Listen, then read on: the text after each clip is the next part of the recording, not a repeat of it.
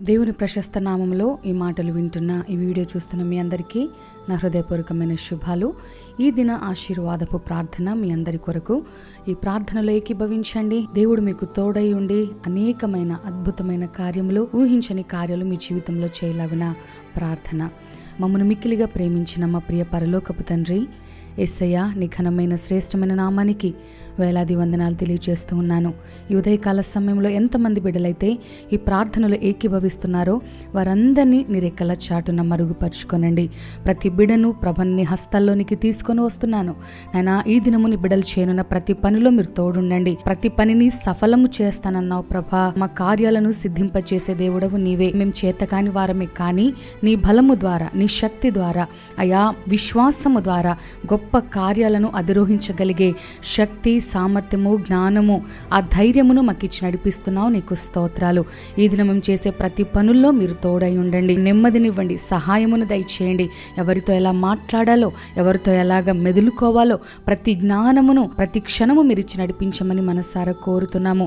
అయ్యా, మా మీద కీడు చేయాలని ఎవరైతే తలంచినట్లయితే వారిని దయతో క్షమించండి ప్రభా. నీ ప్రేమను బట్టి, నువ్వు చూపిన కృపను బట్టి మేము కూడా వారిని క్షమించగలిగే మనస్సును మాకు దయచేయండి. యుద్ధము యెహోవాదే అని చెప్పావు ప్రభా. మా పక్షాన పోరాడునది నీవే గనక మీ చేతికి సమస్తమును అప్పగిస్తూ ఉన్నాము.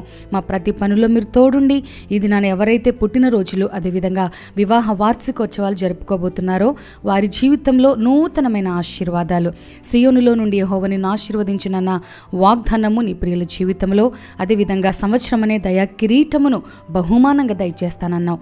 ఆ యొక్క ఆశీర్వాదాలన్నీ నీ బిడ్డల జీవితంలో, నీ ప్రియుల జీవితంలో మీరు నెరవేర్చి స్థిరపరచమని, ఈ దిన దీవెనలతో మమ్మల్ని మెండుగా నింపి నడిపించమని మనసారా కోరుతూ ఈ దినమంతా నీ కృపకు మమ్మల్ని అప్పగించుకుంటూ ప్రతి కీడు నుండి తప్పించమని యేసయ్య దివ్య నామములో స్తుతించి ప్రార్థించి అడిగి వేడుకుంటున్నాము తండ్రి.